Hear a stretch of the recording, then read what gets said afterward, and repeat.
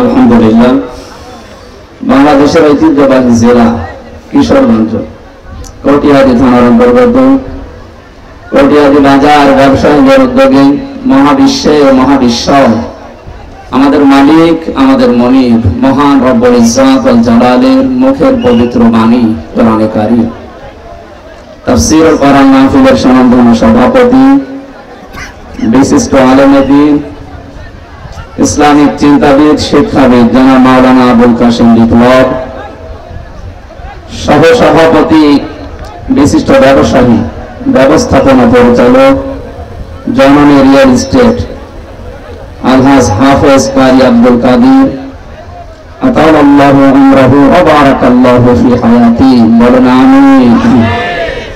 এতক্ষণ যারা আলোচনা রাখলেন মাওলানা হোসেন আহমেদ মাহফুজ হাফেজ মাওলানা সিদ্দিকুর রহমান মাওলানা মুফতি শফিকুল ইসলাম মাওলানা সাইফুল ইসলাম অন্যান্য মাওলানা একরাম আমার আগে যারা কথা বলছিলেন আমাদের অভিভাবক শ্রদ্ধাভাজন ব্যক্তিত্ব বড় ভাই জনাব অলিদুজ্জামান দামাত বারকাতুহুম আলিয়ান আমাদের পাশে আরেকজন বসে আছেন আপনাদের এ থানার অফিসার ইনচার্জ আমাদের অভিভাবক আমরা ওনাদেরকে অভিভাবক যেভাবে দায়িত্ব পালন করে ওইভাবে চান শ্রদ্ধাভাজন ব্যক্তিত্ব জনাব সরোয়ার হোসেন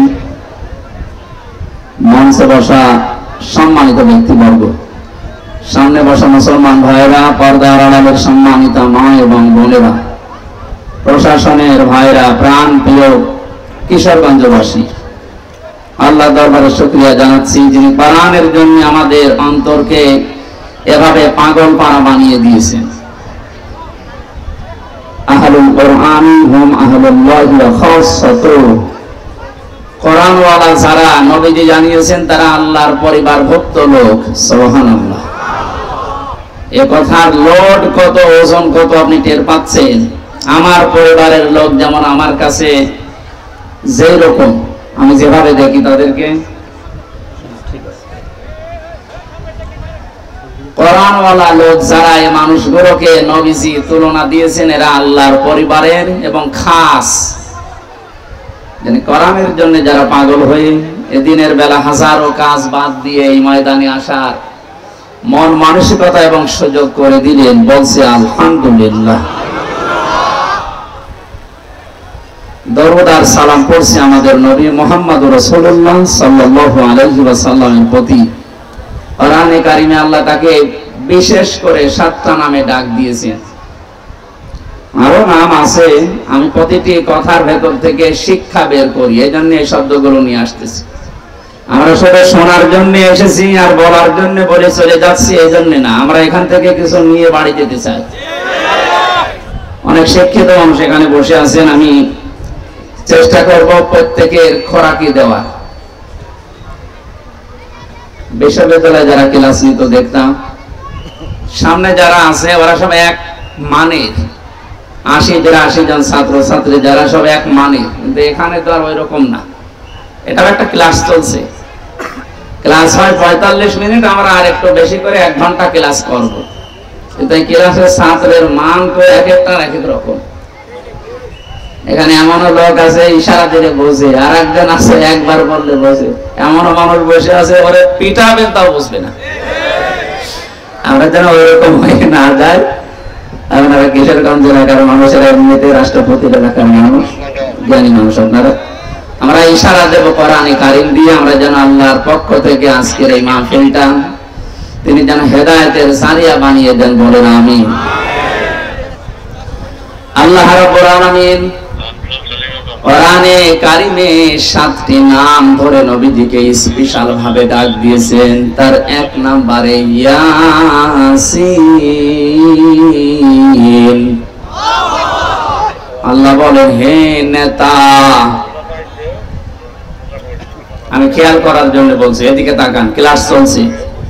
ইয়া হরফে নেতা, ইয়া মানে হে, সিন মানে সাজ্জেদ, বাংলা অর্থ হচ্ছে নেতা। এই শব্দটা শুনলে অনেকে রাজনীতি মনে করে, অনেকে দুনিয়ার সাথে মিলিয়ে দেয়, এটা আখিরাতের সাথে সম্পর্কিত। নয়তো আল্লাহ কোরআনে ইয়াসিন বলে ডাক দিতেন না। আমরা ইয়াসিন সূরার কথা শুনলে অনেকে মনে করি একবার পড়লে 10 খতম কোরআন শরীফ পড়ার সওয়াব হয়। না, মাস্ট বি হবে, কিন্তু এর ভেতরে 83টা শিক্ষা আছে, ওগুলো আপনার প্র্যাকটিক্যাল লাইফে থাকা লাগবে। আপনি একটাও মানেন না, শুধু পড়ে যাচ্ছেন। আপনার সওয়াবের পরিবর্তে যেগুলো জানলেন ওর উপরে যদি আমল না থাকে আরো গুনাহ হবে। কথা বোঝাতে পেরেছি? সিন শব্দের 5টা অর্থ পেয়েছি তাফসিরে কাবীরে আল্লামা ফখরুদ্দিন রাজি রাহমাতুল্লাহ আলাইহি। তিনি বলেন সিন মানে সাইয়্যিদুল আলামিন, সিন মানে সাইয়্যিদুল বাশার, সিন মানে সাইয়্যিদুল কাউনাইন, সিন মানে সাইয়্যিদুল মুরসালিন, সিন মানে সাইয়্যিদুল আম্বিয়া। প্রতিটি শব্দের তিনি ব্যাখ্যা দিয়েছেন। প্রথম যে শব্দটা তিনি লিখলেন সিন মানে সাইয়্যিদুল আলামিন, আলমের বহু বচন আলামিন। শুধুমাত্র এই দুনিয়া না, এই জগৎটা না, এরকম বহু জগৎ আল্লাহ বানিয়েছেন। যেখানে আপনি বসবাস করেন না কেন, ইয়াতানাজ্জালুল আমরু বাইনাহুন্না। সূরা তালাকের ভেতরে আল্লাহ জানিয়েছেন প্রতিটি জায়গায় আল্লাহর বিধিবিধান নাযিল হচ্ছে। মঙ্গল গ্রহে যারা আছে তাদের জন্য আল্লাহর ওই রকম বিধান নাযিল করেছেন। চন্দ্র দেশে যারা আছে ওখানকার জন্য আল্লাহর ওই রকম বিধান আছে। পৃথিবীতে যেহেতু আমরা শুধু মানুষ বাস করি, এখানে আমাদের জন্য আল্লাহর আলাদা বিধান আছে। সাইয়্যিদুল আম্বিয়া দিয়ে মুফাসসির বলেন, কেউ যদি মনে করে আমি তো দুনিয়ায় বসবাস করি না, আমি চন্দ্র দেশে আছি, আমি মঙ্গল গ্রহে আছি, ওখানে বসবাস করব। শুনলাম নাকি অনেকে ওখানে জমি কিনা আরম্ভ করেছে। কেনে আপনি ওখানে যদি বাড়ি ঘর বানান, বসবাস করেন, সাইয়্যিদুল আলামিন এই শব্দের দ্বারা আপনাকে মুহাম্মদুর রাসূলুল্লাহকে চন্দ্র দেশেও মানা লাগবে। আপনি যদি মঙ্গল গ্রহে আছি, আপনার একমাত্র আদর্শ হওয়া লাগবে, নেতা হওয়া লাগবে মুহাম্মদুর রাসূলুল্লাহ। এই শব্দটা বারবার বলছি কেন? কিয়ামতের ময়দানে আল্লাহ পাক যখন মানুষদেরকে বিচারের জন্য ডাকবেন, আমরা অনেকে দেশে উল্টাপাল্টা কথা শুনি যে কিয়ামতে এক একজন পীর সাহেব নাকি লক্ষ লক্ষ মুরিদ নিয়ে হাজির হবে। এটা বানানো কথা, এটা নিজেদের স্বার্থে বানিয়েছে। কিন্তু কোরআনের কথা, ওয়াকুল্লুহুম আতিহি ইয়াউমাল কিয়ামাতি ফারদা। সূরা মারিয়াম 16 নম্বর পারা 10 নম্বর পৃষ্ঠার 15 নম্বর লাইনের 95 নম্বর আয়াত। এটা ফি জিলালিল কোরআনে আছে। ব্যাখ্যা করে বলতে গেলে অনেক সময় লাগবে, আমি শুধু একটু ইঙ্গিত দেই। আল্লাহ বলেন কিয়ামতে প্রতিটি মানুষকে আমার সামনে আমি বিচার করার জন্য ডাক দেব, স্রেফ একা একা। কয়জন করি? শুধু এদিকে হাঁ করে তাকিয়ে থাকান, এবার নিজের দিকে আয়াতটা মিলান তো। কিয়ামতে প্রতিটি মানুষকে আল্লাহ নিজের সামনে যখন দাঁড় করাবেন, আপনার আশেপাশে কেউ নেই, স্রেফ আপনি একা। ফাইদা নুফিখা ফিস-সূরি ফালা আনসাবা বাইনাহুম ইয়াওমা ইযিন ওয়া লা ইয়াতাসাআলুন। সূরা মুমিনুনের ভেতরে আল্লাহ জানিয়েছেন, সিংহায় ফুৎকার দেওয়ার সঙ্গে সঙ্গে যত রকমের সম্পর্ক তোমার সাথে দুনিয়ার মানুষের ছিল, যত রকমের সম্পর্ক বলতে এখানে পারিবারিক সম্পর্ক আছে, রক্তের সম্পর্ক আছে, বিবাহের সম্পর্ক আছে, দলীয় সম্পর্ক আছে। এই কথা বুঝতেছেন? পৃথিবীর যত রকমের সম্পর্ক আপনার সাথে মানুষের ছিল সব কাট হয়ে যাবে। এমনকি কিয়ামতে কেউ কাউকে দেখলে পরিচয় দেওয়া দূরের কথা, আগে পালাবে। কোরআনে কারিমে আল্লাহ 7 প্রকার মানুষের নাম দিয়েছেন।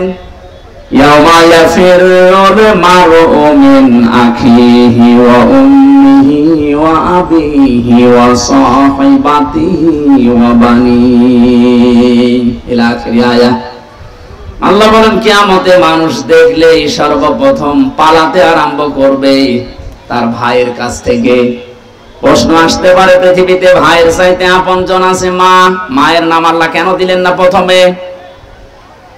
জবাব দিয়েছেন মুফাসসিরিন ইকরামে ভাবে, পৃথিবীতে আপনি যদি অন্য কোন জায়গায় গন্ডগোল করেন, যদি দোষ আপনারও থাকে, ভাইয়ের কাছে আসলে দেখবেন দোষ আপনার। এমন অনেক ভাই আছে নিজের ভাইয়ের দোষ জানার পরও প্রতিপক্ষকে মারার জন্য উদ্যোগ নেয়। আর ভরসা যেহেতু ভাইয়ের উপরে ছিল, এটা নাহলে ভাইয়ের নামটা আগে দিয়েছেন। এফিরু এ শব্দের শাব্দিক অর্থ হচ্ছে মাজা তুলে দৌড় দেওয়া। সাপে তাড়লে মানুষ যেভাবে দৌড়ায়, বাঘে তাড়া দিলে যেভাবে দৌড়ায়, পুলিশ দেখলে যেভাবে দৌড়াতাম, এখন আর দৌড়ান লাগবে না। এখন ওনারা আমাদের বন্ধু। গত কয়েকদিন আগে যশোরের এসপি সাহেব ঘোষণা দিয়েছে, পুলিশের এই চাকরি আমি জান্নাতে যাওয়ার মাধ্যম হিসাবে গ্রহণ করেছি। ওনার এই কথাটাকে 100% সাপোর্ট করছে যারা প্রশাসনে আছে। যদি এই নিয়ত নিয়ে কাজ করে, যতক্ষণ দায়িত্বে আছে, আমি যতটুকু খোঁজ খবর জানি, আমার দোলাভাইও তো আছে, এদের যে ডিউটি কোনো শেষ নেই, 24 ঘন্টায় ডিউটি। তাহলে পুরা 24 ঘন্টায় ইবাদত হবে যদি ওনার ওই মন নিয়ে কাজ করে। আল্লাহ প্রশাসনকে ওইভাবে পাল্টিয়ে যাওয়ার তৌফিক যেন দান করেন। কিছু দুষ্ট লোকের কারণে এই বিভাগটার উপরে আজ মানুষের ক্ষোভ। যাদের জন্য এই করুণ অবস্থা, তারা কিন্তু সব গর্তের ভেতরে পালিয়েছে। তারা তো দায় নিল না। হাজারো এই নিচে যারা আছে এখন কান্নাকাটি করে যে আমরা এখন করবো কি। আমার বাড়ির নিচতলায় একটা পুলিশ ছিল, ওদের কোথায় গেছে আল্লাহ জানে না, এত ভয়ে ছিল। 5 তারিখে বিকালে লোকজন এসে বলছে ওনারা বের করে দিন, মেরে ফেলবো। মেরে ফেলবো না, আমি নিচতলায় এসে নেমে দেখি যে আমরা তালা মারা, কেউ নেই, সব আল্লাহ রাস্তায় চলে গেছে। এই অবস্থার সৃষ্টির জন্য যে কয়টা মানুষ দায়ী, এই কয়টা মানুষের বিচার করা দরকার। সাধারণ যে মানুষগুলো যারা দায়িত্ব পালন করার জন্যই করছে, আল্লাহ রাব্বুল আলামিন প্রশাসনে এখন যারা আছে, আমার যশোরের এসপির কথা শোনার পরে মনটা ভরে গেছে যে আমি দায়িত্ব পালন করছি, এটাই আমার জান্নাতে যাওয়ার মাধ্যম।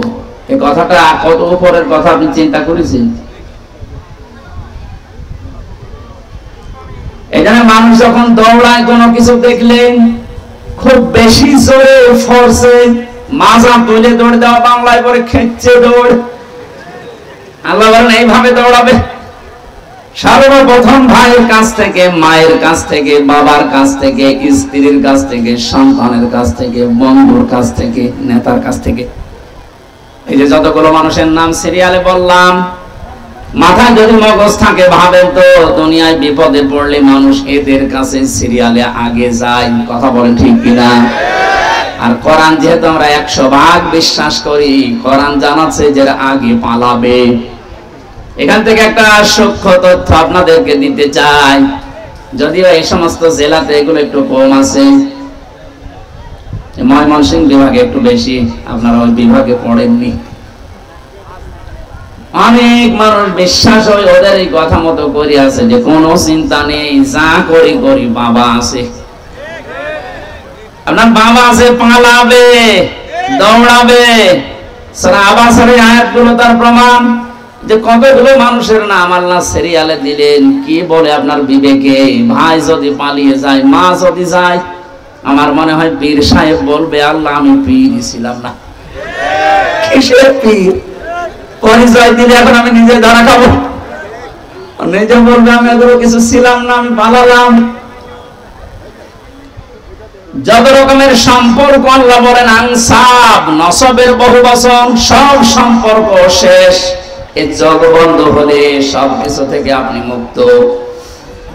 কিয়ামতের কঠিন ময়দানটা যখন আল্লাহ আপনাকে ডাক দেবে, সামনে যদি কেউ দাঁড়িয়েও থাকে, চিনতে পারলে বলবেন এই তো আমার ম্যাডাম তামান্না। ও বলবে না, আমি আপনাকে চিনি না। আমি হাসির খোরাকি দেওয়ার জন্য বলছেন, এটা বাস্তব আসতেছে আমাদের সামনে।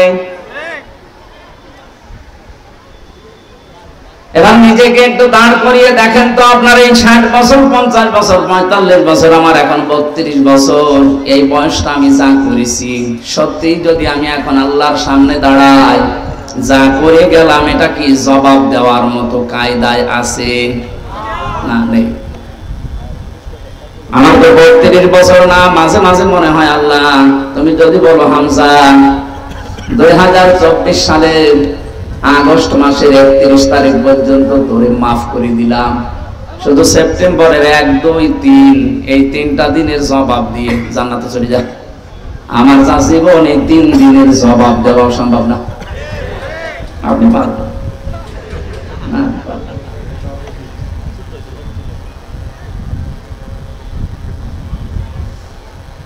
কঠিন বাস্তবতা আমার সামনে। কাবা শরীফ তাওয়াফ করছিলাম যখন, ষষ্ঠ যোগ করে দেওয়ার সময় একটা দোয়া মনে আসতেছে, পড়ছিলাম আল্লাহ আল্লাহুম্মা ইন্নী আলাইয়া হুকুকাম ফিমা বাইনি ওয়া বাইনিকা।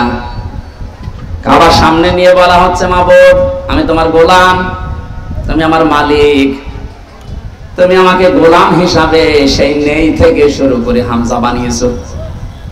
আমি কিন্তু উল্লেখ করার মতো কিছু ছিলাম না, একেবারে নেই থেকে শুরু করে আজ হামজা পর্যন্ত তুমি বানিয়েছো। হ্যাঁ, আমার মা বাবা শুধু বিছানায় ছিল, এতটুকুই শেষ, বাকি কিছু করার ক্ষমতা তাদের নেই।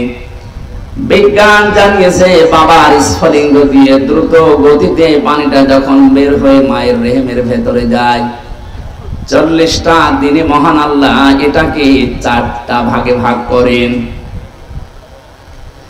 ফালিয়ানজুরিল ইনসানু মিম্মা খুলিকা মিন মাইন দাফিকিন ইয়াখরুজু মিন বাইনিস সুলবি ওয়াত তারাইব। যারা আছেন একটু খেয়াল করেন তো, আল্লাহ বলেন মানুষকে নজর করে না তার জন্মের দিকে। আল্লাহ এমন একটা জায়গায় হাত দিয়েছেন, দুর্বল একটা জায়গা। মানুষকে যদি কেউ ঘায়েল করতে চায়, ছোট করতে চায়, মুখ বন্ধ করে দিতে চায়, সে যেন তার দুর্বল জায়গায় হাত দেয়। আল্লাহ দিয়েছেন এমন একটা জায়গায় হাত দিয়েছেন, আপনি উস বিষ করার মতো ক্ষমতা পাবেন না। কে নিয়ে এত লাফালাফি করো তুমি? তোমাকে বানিয়েছি কি দিয়ে? দেখো যে পানিটা বাবার শরীর থেকে বের হলেই বাবার শরীর পর্যন্ত নাপাক হয়ে যায়, যেখানে লাগে ওই জায়গাটাও নাপাক হয়ে যায়। কথা বলে না কেন? এটা দিয়ে তোমার আমি বানালাম। এই যে সলবন এবং তারাইব দিয়েছেন আল্লাহ। আরবি ভাষায় সলবন এক বচন, তারাইব বহু বচন। বাবার লজ্জাস্থানকে সলবন বলা হয়, মায়ের লজ্জাস্থানকে তারাইব বলা হয়। বাবার ক্ষেত্রে আল্লাহ এক বচন দিলেন, মায়ের ক্ষেত্রে বহু বচন দিলেন কেন? এর ব্যাখ্যায় আমি দেখেছি মুফাসসির লিখেছেন, পৃথিবীর ময়দানে মায়ের চাইতে বাবার কষ্ট 3 ভাগ কম হয়। বাবা শুধু বিছানায় থাকা পর্যন্ত, এখান থেকে শুরু করে দুনিয়ার মুখ দেখানো যত দায়িত্ব পালন করেছে আপনার মা।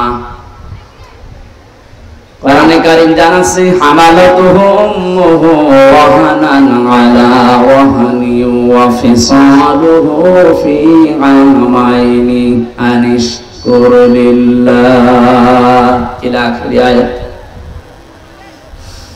কষ্টের পরে কষ্ট সহ্য করে মা তোমাকে পেটে বহন করেছিল 10 মাস 10 দিন। এরপরে ডেলিভারির যে কষ্টটা, বিজ্ঞান এই শব্দটা নিয়ে গবেষণা চালিয়ে দেখেছে। আমরা যত পুরুষ এখানে বসে আছি, যত শক্তিশালী পুরুষ হোক, মোহাম্মদ আলী কিরে নাম শোনেননি? এই লোকটা পর্যন্ত 45 ইউনিট কষ্ট যদি তাকে দেওয়া হয় মারা যাবে। এর বাইরে আর সহ্য করার ক্ষমতা পুরুষদের শরীরে আল্লাহ দেয়নি। বিজ্ঞান জানাচ্ছে একটা মা যখন সন্তান দুনিয়াতে মুখ দেখাতে ডেলিভারির কষ্টটা সহ্য করে, কমপক্ষে তার কষ্ট হয় 57 ইউনিট। একবারে শরীরের 24টা হাড় ভেঙে গেলে যেমন কষ্ট হয়, আমার মুখটা দুনিয়াতে দেখাতে মায়ের ওই কষ্ট হয়েছিল। শুধু এতটুকু শেষ করেননি, 2 বছর পর্যন্ত আমার মা আমাকে দুধ খাওয়িয়েছেন। এই 3টা বিষয়ের কারণে আল্লাহ পাক জন্মের ক্ষেত্রে যেখানে দিয়েছেন সেখানে বহু বছর মায়ের তারাইব।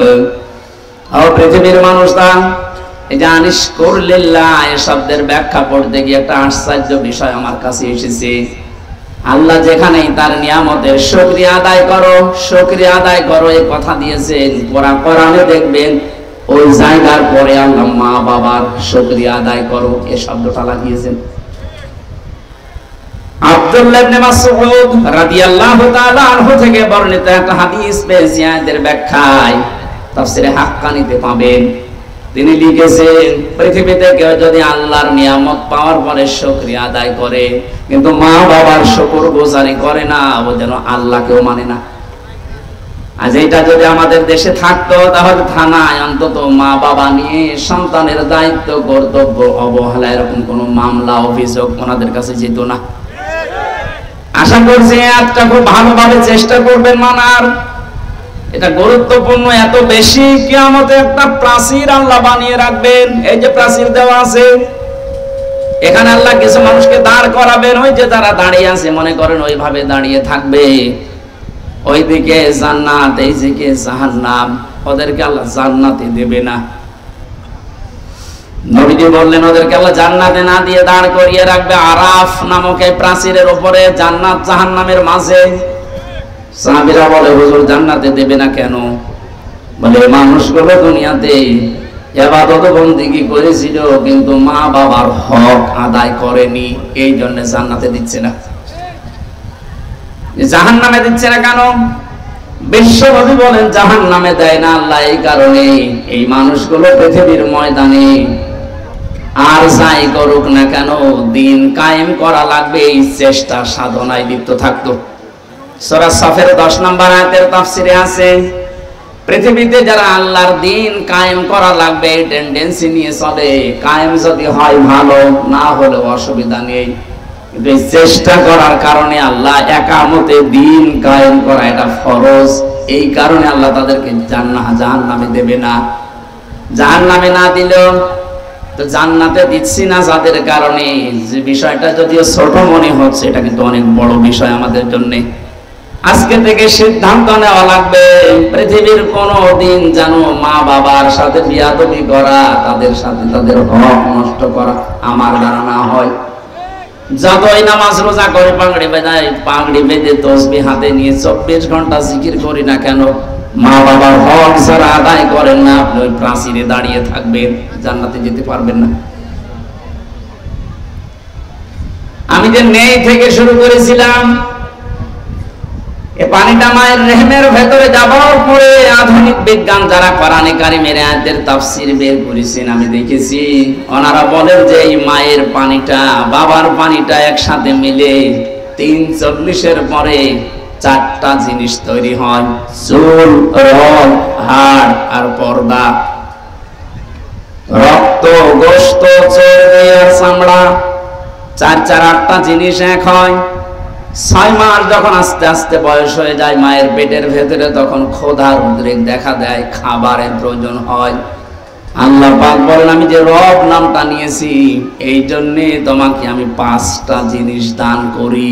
ওয়াজআলা লাকুমুস সামআ ওয়াল আবসারা ওয়াল আফইদা ইলা আখির আয়াত। শ্রবণ শক্তি, দর্শন শক্তি, বাক শক্তি, আকেল শক্তি আর ঘ্রাণ শক্তি, এই 5টা আমি আল্লাহ দান করি মায়ের। তোমাকে তৈরি করার জন্য 8 5 13টা জিনিস এক হয়ে যায়, তখন আস্তে করে মায়ের পেট থেকে নিয়ে আসার ব্যবস্থা করি। আল্লাহু আখরাজাকুম মিন বুতুনি উম্মাহাতিকুম, মায়ের পেট থেকে বের করার দায়িত্ব আমি আল্লাহর। এখন অধিকাংশ মেয়েরা এই দায়িত্বটা দিয়েছে ডাক্তারকে। এই স্টেজে যারা বসে আছে তাকান তো, এদের একটার মাকেও সিজার করা লিখেছে। এই কথা বলছেন এখানে আমি সহজে কয়টা আছে তাকান, একটার মাকেও তো সিজার করা লাগলো না। আর এখন যারা আছে 100টা প্রায় 80টা সিজার ছাড়া হচ্ছে না। কারণ এই লোকটার মায়ের বিশ্বাস ছিল আল্লাহর উপরে যে পরিমাণ, এখন এদের বিশ্বাস, ওই বিশ্বাসটা দাঁড়িয়েছে ডাক্তারের উপরে। সন্তান পেটে আসতে দেরি, স্বামীকে বারবার নিয়ে চলো কোথায়, ক্লিনিকে। কেন? দেখা লাগবে পেটে জন্ডিস না লেডিস। 10 মাস 10 দিনে মনে হয় 4-5 বার করে আল্ট্রাসাউন্ড করে। বিশ্বাসটা আল্লাহর উপরে একেবারে ছেড়ে দিয়ে করে, ওর মাও করে বাবাও করে। এমনও শাশুড়ি আছে বলেন না আমার মেয়ে, আমার জাদুর কষ্ট হবে, সময় হওয়ার আগেই নিয়ে চলো। আল্লাহ বলেন ঠিক আছে যা, সে বীর্য থেকে শুরু করে এ পর্যন্ত নিয়ে আসলাম, এখন আমি বের করার রাস্তা তৈরি করে পায়ের বোনা চাতরে দিয়ে দিলাম। সম্মানিতা শাশুড়ি যারা আছেন, আমি যেহেতু নিজে বক্তব্য, এটা আবার রেকর্ড হচ্ছে না তো সমস্যায় পড়া না, সত্য যেহেতু বলছি। শাশুড়ি যারা আছেন এত চাপ দিয়েন না। আপনার মেয়ের ওই সন্তানটা তৈরি করা যদি সেই বীর্য থেকে শুরু করে পর্যন্ত আল্লাহ সব পারে, যে 13টা জিনিস কেউ কেউ দেয়নি, আল্লাহ নিজে দিয়েছেন। আল্লাহ নিজেই ঘোষণা দিচ্ছেন আমি নিজে বের করে আনার দায়িত্ব নিলাম। অথচ স্বামী অনেকে চায় যে আমার স্ত্রীর সন্তানটা নরমালে হোক, শুধু শাশুড়ির কারণে অনেকে পারে না। অনেকে বেশি বলে ফেললাম। শাশুড়ি যারা আছে আমার মনে হয় আগামী বছর আমার নাম শুনলে বদবক করবে যে হুজুর মরুক না। আপনি সিজার করে আপনার মেয়েটাকে সংসার করার অনুপযোগী করে দিয়েছেন, আপনি হয়তো টের পাচ্ছেন না, বাস্তবতা বুঝে। কিছুদিন পরে আপনার এই জামাই যখন, মেয়ের জামাই অন্য জায়গায় একটু ওকে চোখে মারবে, লাইন করবে, তখন আপনি বড় দোয়া দেবেন, আপনি তো নষ্ট করে দিয়েছেন।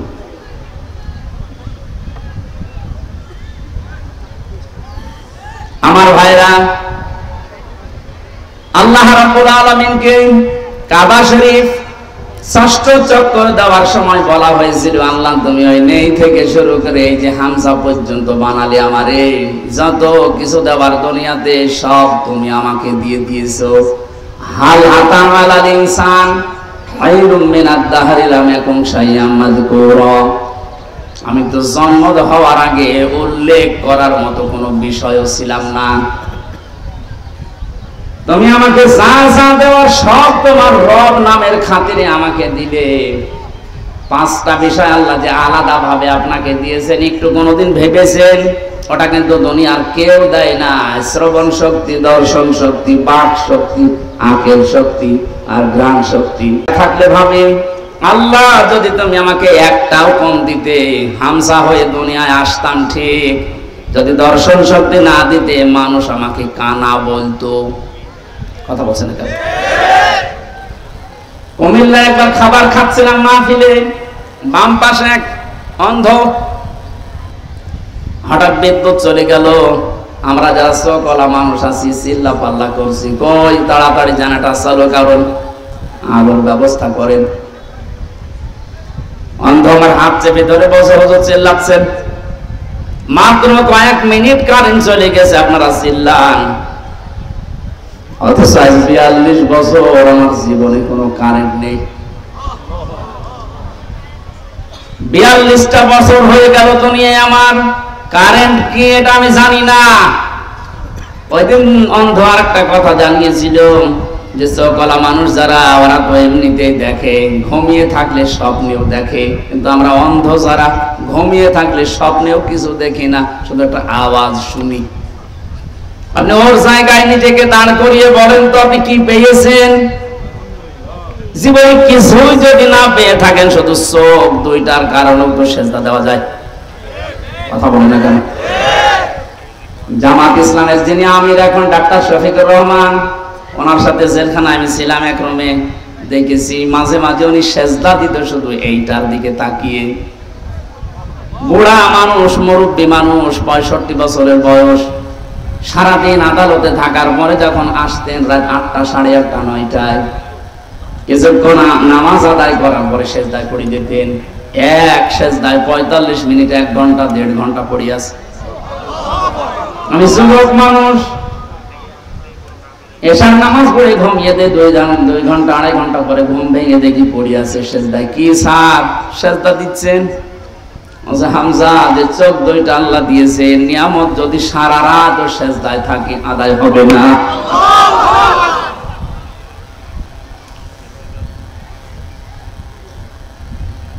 এই জন্য নিজেকে 5টা জিনিসের সামনে মাঝে মাঝে একটু দাঁড় করায়।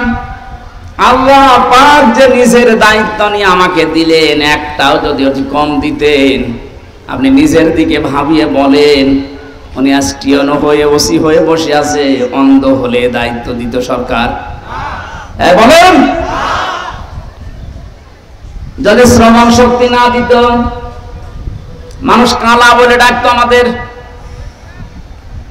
এখানে কাবা ঘর তাওয়াফ করার সময় ষষ্ঠ চক্কর, এটা আল্লাহকে বলা হচ্ছে, মাবুদ আমাকে তুমি নেই থেকে পর্যন্ত সব দিলে, কিন্তু তুমি তো আমার মালিক, তুমি তো কিছু পাও আমার কাছে বান্দা হিসাবে, আমি গোলাম হিসাবে তোমারে কিচ্ছু দিতে পারি নাই। তবে একটা জিনিস আমার কাছে আছে, আমি তোমার বান্দা, তোমার নাম যে গফফার, এই কারণে তুমি আমারে মাফ করে দাও।